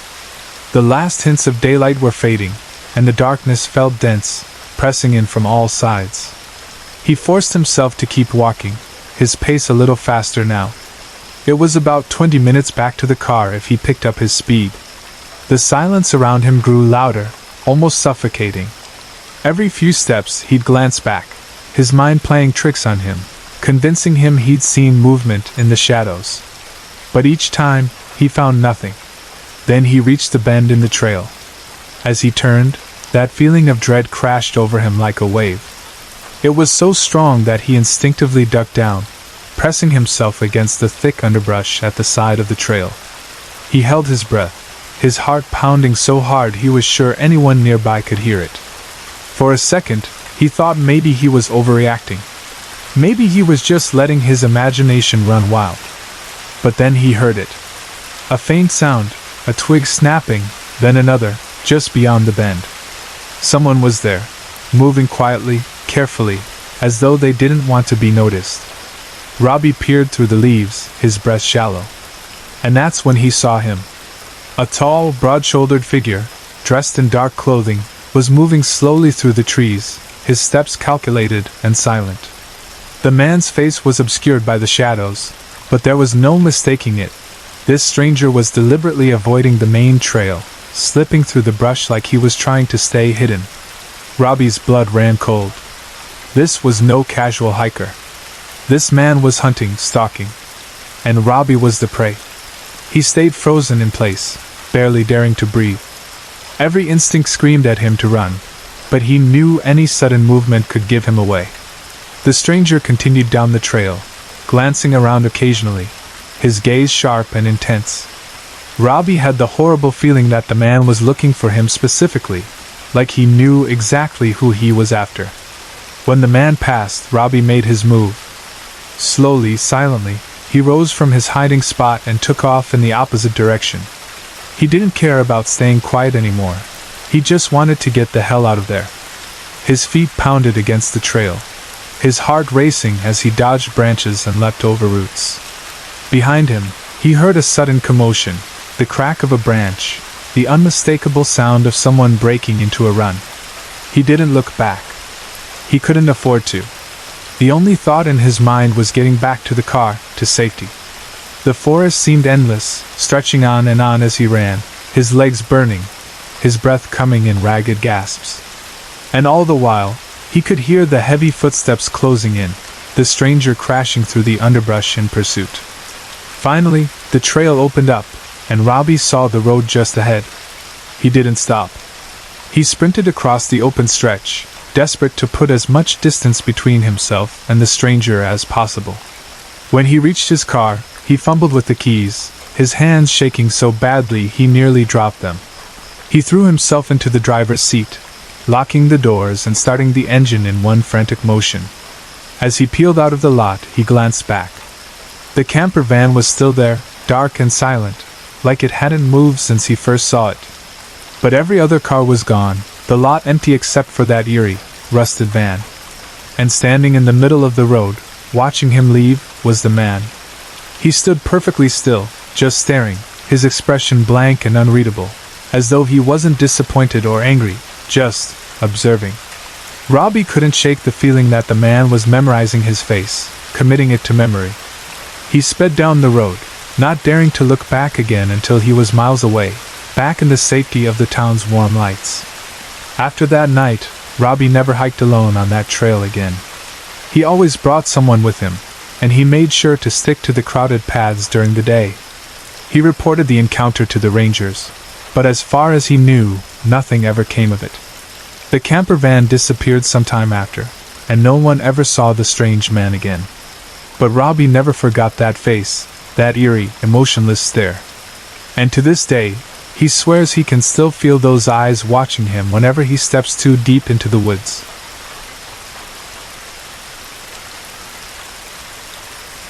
That year, we were all 10 years old, and we felt invincible.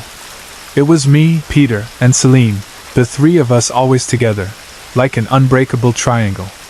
We'd wander through the woods behind our school after the final bell, claiming trails and old, crumbling trees as ours, marking our territory with secret signs no one else could read.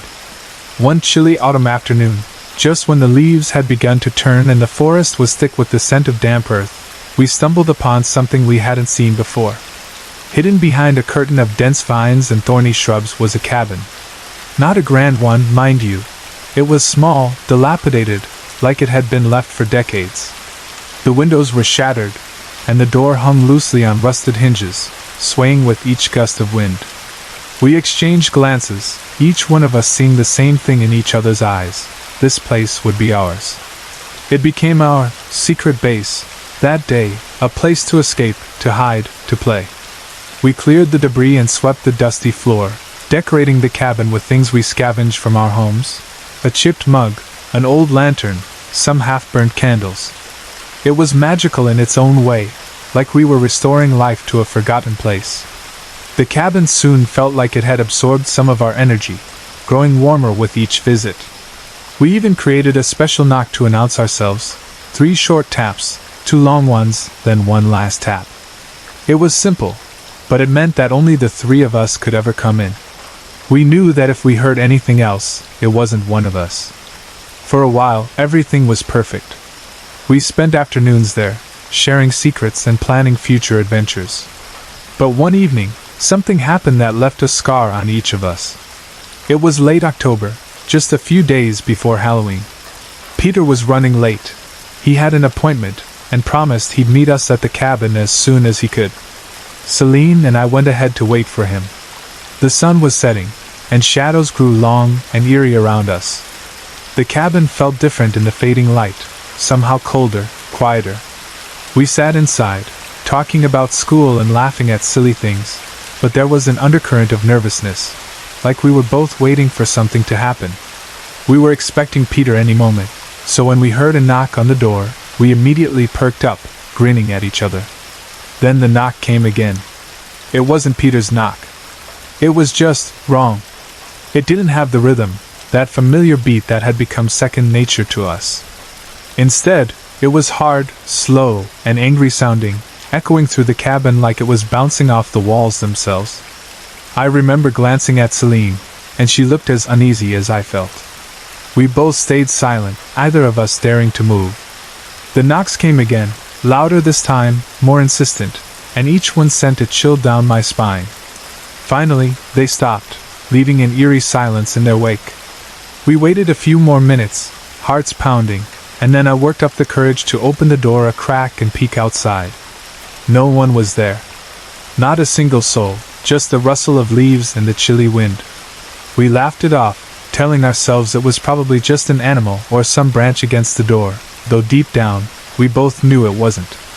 We were too shaken to stay much longer, so we locked up and went home, hoping to put it behind us. Later that night, we got a call.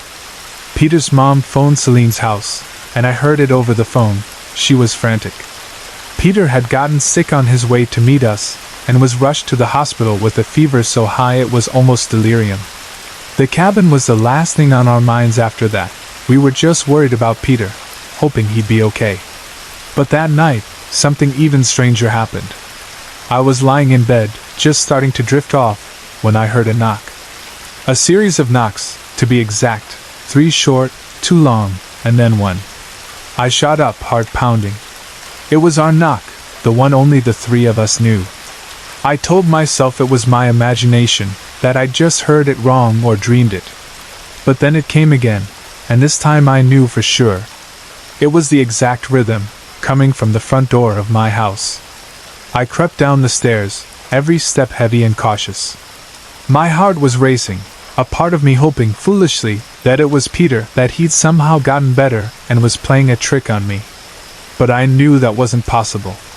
My hand hovered over the doorknob, and as I listened, I heard a voice, faint and scratchy, from the other side. "Open the door." The voice was strange, almost familiar yet not. It didn't sound like anyone I knew. It was a low whisper, as if the person was speaking through gritted teeth, each word thick with menace. I backed away from the door, terrified, and after a long moment of silence, the voice and knocking stopped. The next day at school, I told Celine about it. I expected her to laugh or dismiss it, but instead, her face went pale. She told me she'd heard the exact same knocking outside her window, with the same whispered plea. "Open the door." We were both shaken, but neither of us could bring ourselves to tell anyone else. Who would believe us? That night, I barely slept, jumping at every creak and shadow.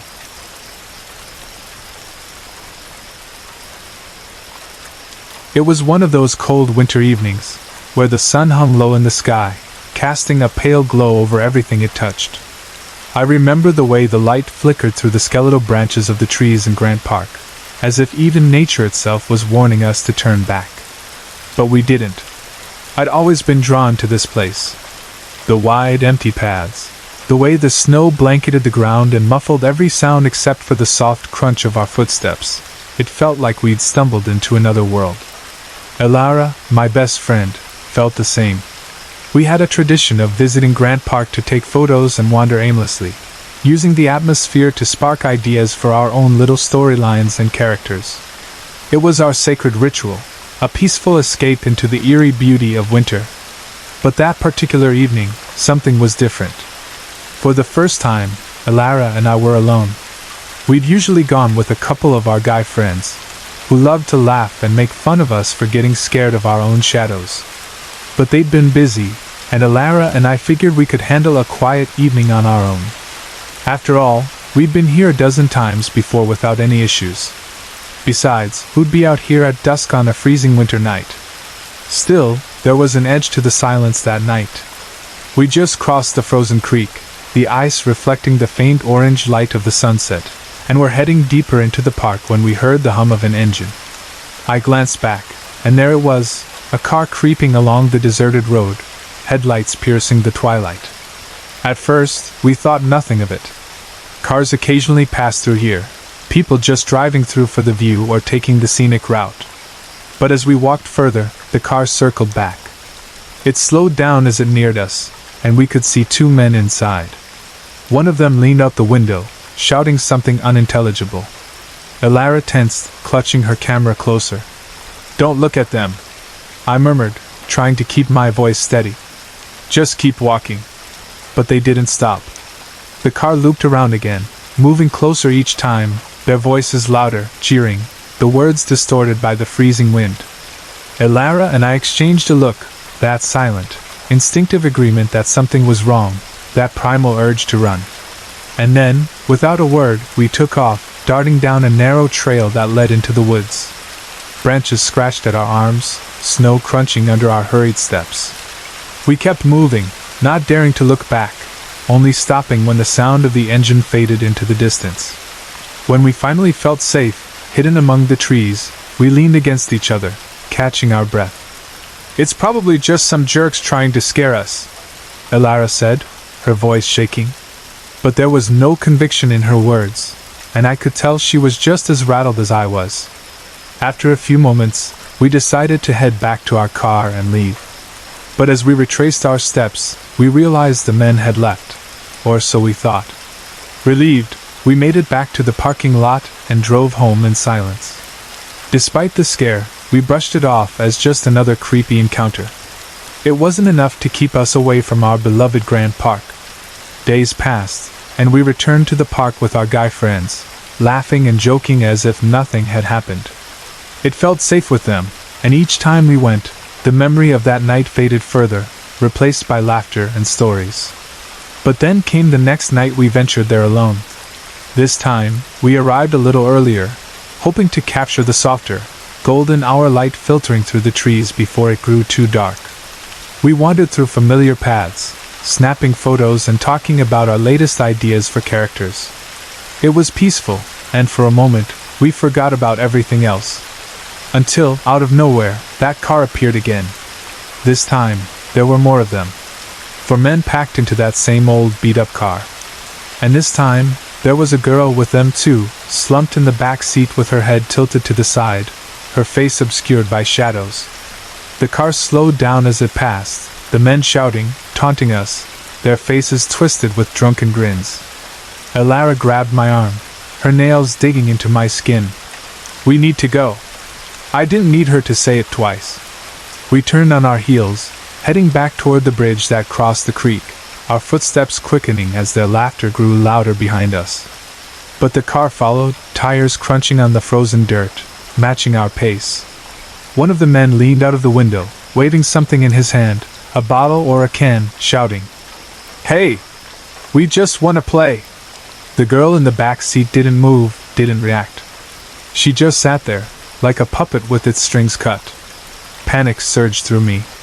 We sprinted toward the bridge, the car swerving dangerously close, forcing us to jump off the path and scramble down a concrete embankment to hide. We pressed ourselves against the cold stone, breath clouding in the frigid air, hoping they'd drive past without seeing us.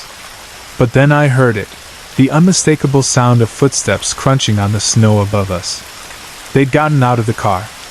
Elara squeezed my hand, her eyes wide with fear.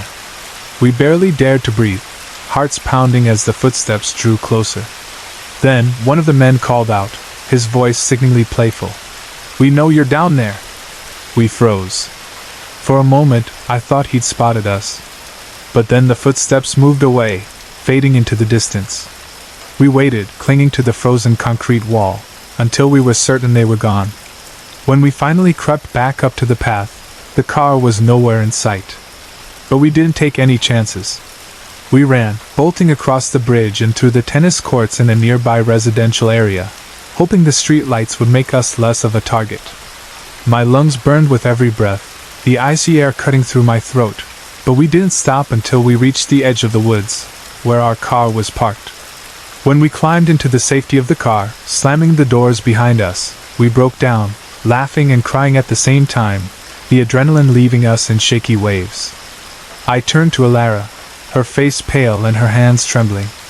"We're never coming here alone again," she whispered, her voice barely audible. And we didn't, not without our friends anyway. Even now, years later, that night haunts me. I can still see the shadowy faces in the car, the girls slumped in the back seat, the taunting voices that echoed through the freezing night. Part of me wonders if they were just messing with us, looking for a thrill, or if they'd planned something far more sinister. Either way, we weren't willing to find out.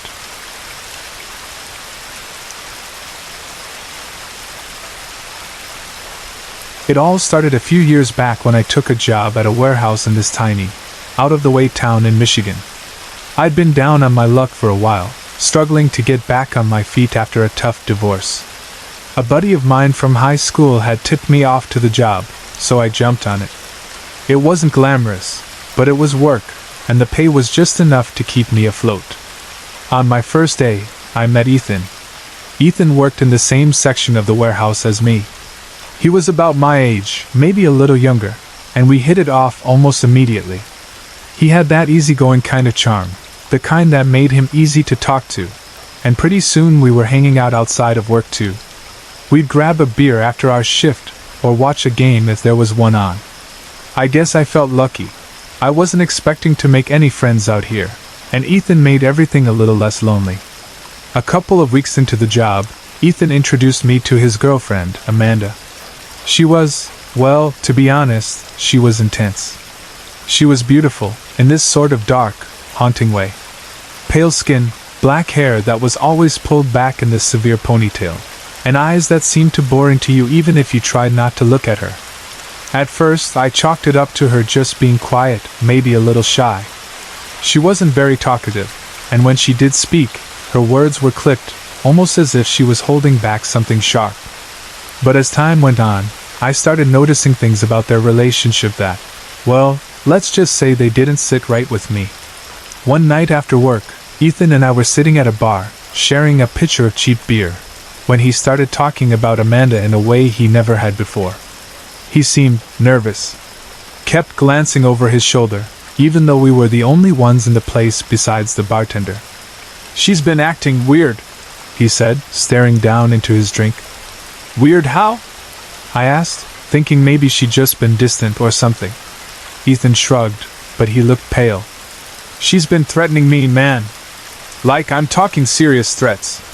She said if I ever left her, she'd make me regret it." I was surprised. Amanda had always seemed cold, but violent? That was another level. "What do you mean? Like, what did she say exactly?" I pushed, thinking maybe he was exaggerating or misinterpreting something. He looked me dead in the eye. "She told me she'd kill me, Nick. That she'd hunt me down if I ever tried to end things with her." A chill ran down my spine, but I tried to shake it off. It sounded intense, sure, but it was hard to believe. Maybe it was just heat of the moment stuff. People say things they don't mean all the time, right? But as the weeks went by, it became clear that this wasn't just a one-off threat. Ethan would show up to work with new bruises on his arms, scratches on his neck. He'd laugh it off, make some joke about Amanda's fiery temper, but I could see the fear in his eyes. And it wasn't just him. Amanda started showing up at the warehouse randomly, almost like she was keeping tabs on him. She'd hang around outside, sometimes for hours, just staring through the glass doors, her eyes locked on Ethan. I started to get this sick feeling in my gut whenever I saw her. Then one night, things took a turn for the worse. Ethan showed up at my door, pale as a ghost. His hands were shaking as he told me he'd finally done it. He'd broken things off with Amanda. He told her he couldn't live with her threats hanging over him anymore. According to him, she'd flown into a rage, screaming and throwing things. She told him he was making the biggest mistake of his life and that he'd regret it. But he'd stood his ground and left. "I can't stay at my place tonight," he said, his voice barely a whisper. "She's going to come after me, I know it." So I let him crash on my couch. I didn't sleep much that night, every creak of the floorboards making me jump, half expecting to see Amanda's silhouette outside my window. But the night passed without incident, and I tried to convince myself it was over. It wasn't. The next day at work, we saw police cars outside the warehouse. It turned out Amanda had shown up looking for Ethan, and security had found a handgun in her car. They'd called the cops, who'd confiscated the weapon and told her to leave. But from the look on her face as she was escorted out, I could tell she wasn't done. Ethan was a wreck after that. He started talking about moving out of state, getting as far away from her as possible. I thought it was probably a good idea, but he was hesitant, said he didn't want to leave me or the job behind. I tried to convince him, telling him he'd find work anywhere, but he just wouldn't listen. A couple of days later, he came to me with this haunted look in his eyes. "I found something out, Nick," he said, his voice barely above a whisper. "What?" He glanced around, making sure we were alone. "Amanda has a list. A list of people she's after." I felt a chill run down my spine. "What do you mean, a list?" He took a shaky breath. "Names. 3 people, all people who she feels wronged her somehow. She's been talking about getting back at them. And your name's on there, man." I didn't know what to say. Part of me wanted to believe he was just paranoid, that he was overreacting because of everything that had happened. But the look on his face told me this was real. "What do we do?" I asked, my voice barely audible. "I'm getting out of town," he said. "I suggest you do the same." And that's exactly what I did. I packed up my kids and left that night, called into work and took an emergency leave. I didn't know where we were going. I just knew we had to get away from that town, from Amanda. It was only weeks later that I learned the full extent of what I'd escaped. Apparently, Amanda had managed to track down the people on her list. 3 people. She killed them, one by one, with the help of some distant relative who shared her twisted sense of vengeance.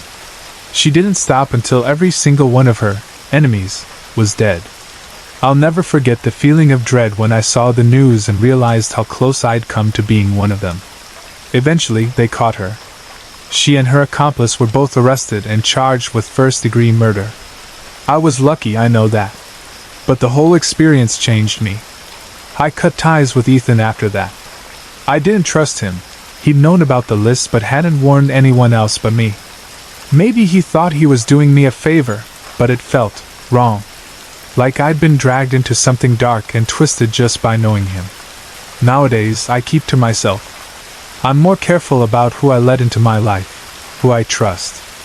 I've rebuilt things slowly, but every now and then, I think about that time in the warehouse. About Ethan. About Amanda's cold, piercing stare. And I remind myself just how close I came to losing everything.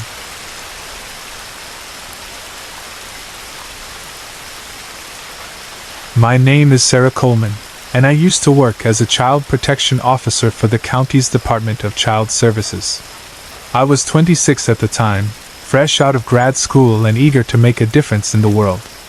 I'd been told that social work was challenging, but nothing prepared me for the sheer weight of this case, or for the things that would haunt me long after I'd left the job. It was mid-October, right as the leaves turned shades of gold and crimson. The crisp air always made me feel alive, and even though I was new to this career, I was confident. But everything changed the day I met the Dawson family. The case came to me in a bundle of worn, creased files, each page littered with accounts of suspicion and unease. It centered around a man named Walter Dawson, who'd recently married a young woman, Martha, with 2 children from her previous relationship, an 8-year-old boy, Ethan, and a 12-year-old girl, Kayla. There had been multiple reports from neighbors, all of them describing late-night screaming and disturbing sounds coming from the Dawson home. But nothing concrete had ever come out of these reports. After a brief introduction to the case by my supervisor, I scheduled a home visit. My first impression of Walter was unsettling. He was tall, with a gaunt, almost hollow look to his face. His eyes were sunken, and his gaze followed me in a way that made my skin crawl. But he was cooperative, too cooperative, in fact. Walter seemed almost eager for me to meet the children. It was a strange kind of eagerness, the kind you feel from someone who's either hiding something or is confident they'll never get caught. Kayla, the older child, struck me as quiet and withdrawn, her eyes cast downward, almost as if she was afraid to meet my gaze. Ethan, however, was visibly nervous, and when I gently questioned him, I noticed bruises on his arms and a faint scar just below his jaw. Kayla avoided eye contact, clenching her fists in her lap. I knew instantly that something was wrong, but I had to tread carefully. My gut told me Walter was watching us, even when he wasn't in the room. It took another 2 visits and multiple calls to local law enforcement before we could substantiate the allegations enough to take action. By then, my nerves were already frayed. I'd started feeling like someone was watching me, even outside of my work hours. At first, I brushed it off as paranoia. This case was stressful, sure, but I was a professional, and I knew how to separate work from my personal life. Then, during the final interview with the kids, I found myself cornered in a quiet room with Walter. The rest of the team was downstairs, interviewing Martha. He just appeared. 1 minute, I was alone with Kayla, gently urging her to tell me about her life, and then, out of nowhere, he was there, standing behind me, his face inches away from mine. "You're taking them, aren't you?" he asked, his voice cold and flat. It wasn't a question, it was a threat. I don't remember exactly what I said. I was too startled to think clearly, but I mumbled something about protocol and court decisions. Walter's eyes narrowed, and for a moment, I was certain he was going to do something. He leaned in, so close I could smell the stale odor of cigarette smoke on his breath. "Don't think you're safe, Miss Coleman," he whispered. The police report says I didn't flinch, but honestly, I felt like my heart was going to leap out of my chest. As soon as the team regrouped, I quickly ended the interview and arranged for the children to be removed from the home. I thought that would be the end of it. Walter would go to court, the children would be safe, and I could go back to handling cases of shoplifting teenagers and petty domestic disputes. But I was wrong. So very, very wrong. The day after the interview, I had to appear in court to provide testimony supporting the separation order. Walter was there, of course, seated just a few feet away, his eyes boring into me with a cold fury. As I finished my statement, he leaned over to his lawyer and whispered something, then looked back at me. His lips moved silently, but I could make out the words. "I'll find you." I dismissed it at first, chalking it up to the stress of the job. I went home that night, trying to shake off the experience, telling myself that he was just angry and empty of any real threat. But then things started happening. The first incident occurred a week later. I'd left my office late after an unusually long day of paperwork. When I reached my car in the near-empty parking lot, I saw that every tire was completely flat. Someone had slashed them, leaving jagged tears in the rubber. I felt the hair on the back of my neck rise. My hand shook as I reached for my phone, but I couldn't bring myself to call the police. After all, I had no proof that it was him. Then, a series of letters began arriving at my office. At first, they were simple insults, childish, handwritten notes, scrawled with obscenities and crude drawings. But they escalated. Soon, I started receiving letters describing my movements in unsettling detail. Where I parked my car. What I wore on certain days. Even where I bought my coffee every morning.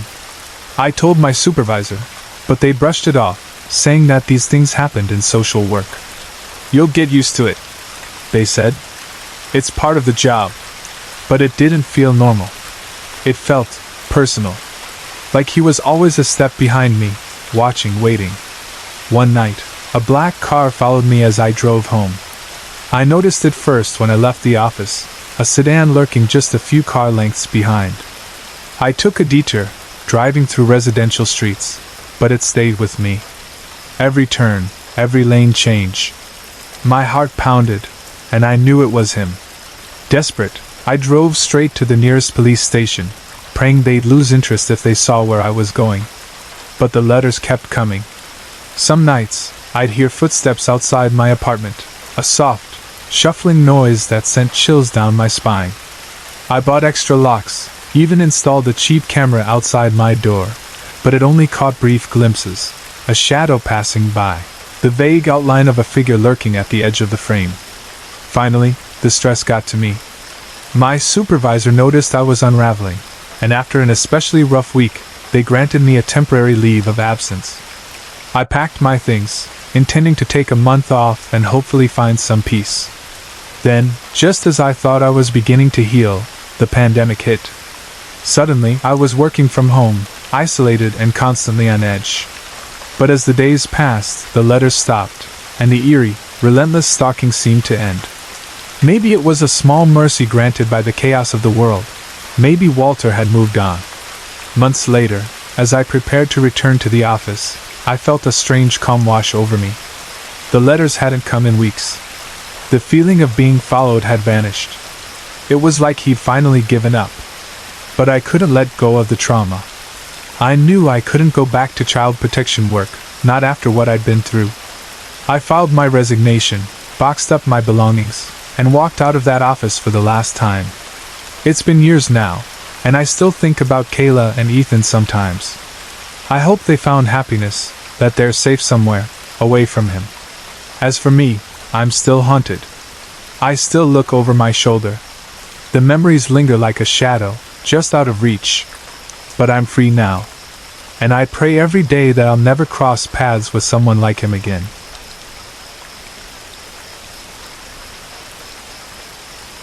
I remember the night like it was yesterday, even though it happened over a decade ago. It was back in 2013, and I was working in a small cannabis dispensary tucked away along the edge of Venice Beach. The shop was quiet, wedged between a smoothie bar and a thrift store, and typically only attracted locals or the occasional surfer looking for a mellow evening. Most nights were routine, checking IDs, organizing stock, and chatting with the regulars. But there was one night that stands out from the rest, one encounter that I'll never be able to forget. It was already late in the evening, and the cool ocean breeze swept in through the door each time it creaked open, bringing with it the scent of salt and sand. We were close to closing, and I was counting down the minutes. The dispensary was almost empty except for me, the security guard, and a couple of coworkers. I remember feeling a strange sense of unease, though I couldn't quite put my finger on why.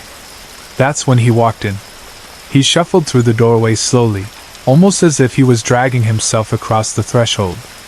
At first glance, he looked like a typical transient, a tall, gangly figure clad in layers of grimy clothes, wearing a long, tattered trench coat that had clearly seen better days. But there was something about him that immediately made the hair on the back of my neck stand on end. He had on this wide-brimmed hat that cast a shadow over his face, hiding most of his features, but what I could see of his skin was pale and sunken, almost as if he hadn't seen the light in years. And then there was the smell. It hit me like a slap, a sickening, rancid stench of sweat, dirt, and something else I couldn't place, something sour and almost metallic. I looked over at the security guard, a burly guy named Ray who was normally unfazed by just about anything. But even he looked uneasy as he sized up this stranger. Ray's gaze lingered on the man's bare feet, which were smeared with dirt and crusted blood. His toenails were long and yellowed, and he was limping, like every step was pure agony. For a moment, I wondered if he'd made the trek across the city barefoot, but I quickly brushed the thought aside, refusing to believe it. The man approached the counter, his footsteps slow and shuffling. As he got closer, I noticed the tattoo on his arm, a crudely drawn smiley face, done in what looked like dark ink or maybe even charcoal, as if he'd scrawled it there himself. The lines were jagged and uneven, almost like a child had drawn it. He looked up at me, and I'll never forget the eyes that met mine, wild, bloodshot, and wide open, like he hadn't slept in days. He didn't say anything at first, just stood there, staring at me with an intensity that made my skin crawl. Finally, I cleared my throat, trying to sound casual. "Can I help you?" I asked, doing my best to keep my voice steady. He cracked a grin, a lopsided, unsettling smile that showed too much gum and not enough teeth. "Name's Sonny," he drawled in a raspy voice, barely above a whisper. "Walked here all the way from Pasadena." I forced a polite smile, though I was starting to feel genuinely alarmed. Pasadena was miles away, and the thought of him making that trek barefoot, in his condition, seemed absurd. "That's quite a walk," I replied, trying to sound light-hearted. "You must be exhausted." Sonny just kept grinning, his eyes never leaving mine.